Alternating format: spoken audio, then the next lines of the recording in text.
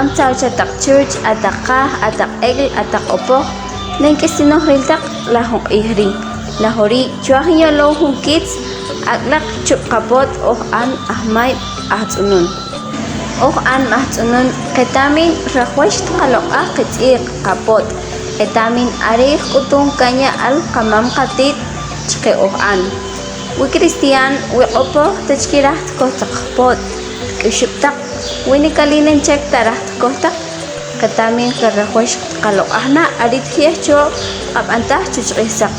wi opo kashlan teh kotak pot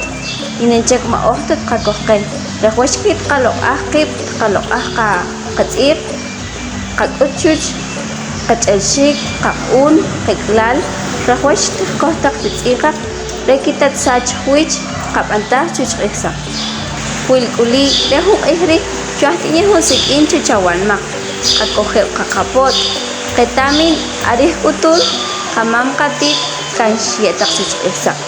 qakojew ka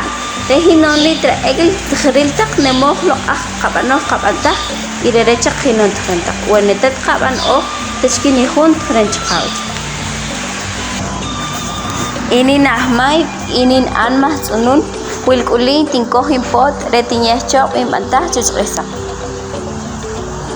Un cordial saludo para todas las personas que nos están visualizando desde diferentes lugares, a los niños, jóvenes, personas adultas, ancianos. En este día quiero compartir con ustedes sobre la vestimenta de la mujer maya uzpanteca, el huipil. Nos damos cuenta que hoy en día muchas mujeres mayas uzpantecas ya no utilizan su huipil. Como mujeres mayas uzpantecas debemos de utilizar nuestro huipil, ya que es algo muy fundamental, es algo que nos identifica como cultura y como uzpantecas.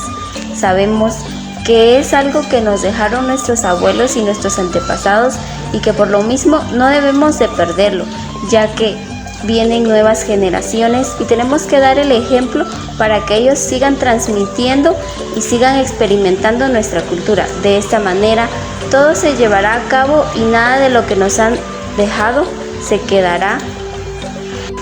sin el respeto y sin el valor que esta indumentaria y esta cultura merece. Por eso quiero hacerles un llamado a todas las mujeres mayas uzpantecas